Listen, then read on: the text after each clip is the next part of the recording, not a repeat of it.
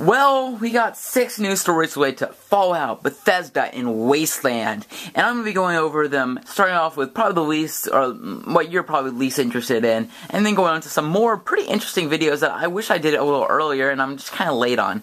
So, what is number 6? And number 6 is Doom will not be at Gamescom, sorry, not QuakeCon. This I wasn't going to really talk about, but I wanted to give one other news story for people that are just a little curious about that and don't really follow news a lot.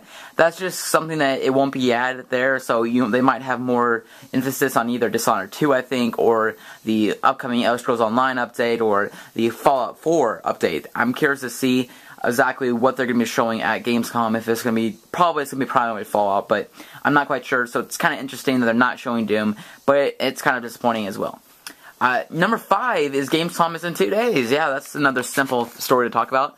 Yeah, I can't wait for Gamescom. It's going to be so fun to do news and maybe do daily videos for a little bit, or even probably talk about some things later on if they show gameplay. Which they're going to be showing gameplay. But that also leads into my next story, which is kind of disappointing. There will be no playable demo, which is kind of fishy. It's 99 days till, well, right now it's 99. At Gamescom, it will be like 97 or something days till Fallout 4 comes out, and they still haven't had a playable demo. It's a little disappointing, but they'll probably have some playable demos and something before the actual release of Fallout 4. So that's kind of disappointing. A lot of people are saying that there will be no Gamescom footage just because there's no demo, which I don't think makes a lot of sense. But other than that, I'm a little disappointed about Bethesda. They could have maybe done a playable demo. That would have been really nice. Number 3 is Wasteland 2 will be having a disc version for the Director's Cut on PC, Xbox One, and PS4. And I'm just excited about this because I love Wasteland 2. It was great on PC. I will not be buying the disc version. I actually thought the first one that was on it had a case. It was actually just a code in a box, and it wasn't actually a disc version. I was kind of disappointed. So I really don't want to buy a Wasteland 2 disc one for PC when I already own a copy on PC. I'm getting a free update. But for Xbox One, I will be buying the disc version, just because I think that's just pretty neat that they're doing that. And this made me just feel awesome when they're doing this. Next story, number 2, these two are very interesting, but this one you probably already heard about if you watch Mr. Matty Plays, and that is the repair system may return in some form. This, I believe, was in the Inquisitor, the article, and they stated how they didn't really rule it out in any way. There's still a major possibility for some repair system where possible. They didn't outright deny it. They could be just doing that with everything.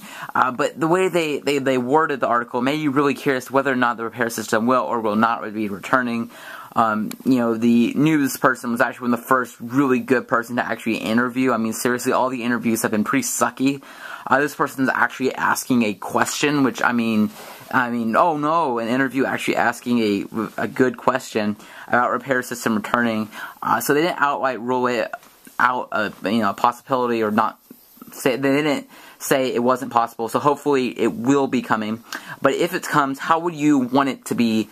I don't know. How do you want it to be implemented? Personally, I would like maybe the barrel it's damaged, and you have to take parts from other barrels to put in your gun, and have a lot of parts you may need to replace, or clean, or fix, or have a new trigger, or have this or that. And with the crafting system, I think that this is very possible. So I'm very curious to see if the repair system will return at all. I hope it does, but again, it's very likely that it will not. So, in my opinion, I don't think it'll return because it wasn't in Skyrim, but this is just kind of giving me that kind of shine of hope, which I really get nowadays, and it kind of makes me smile. And number 1 is that you can paint armors. I put this at the top of the video because I knew you probably wouldn't click on this video if I didn't say that. But yeah, you can paint armors, and we actually saw this at Gamescom. So I'm obviously going to be making some insane color combination, or make it look like it's part of like a 57 Chevy or something.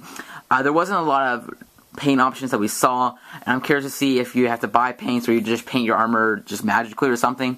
I'm very curious about that. So I'm kind of like, I really am curious how they're going to be implementing this.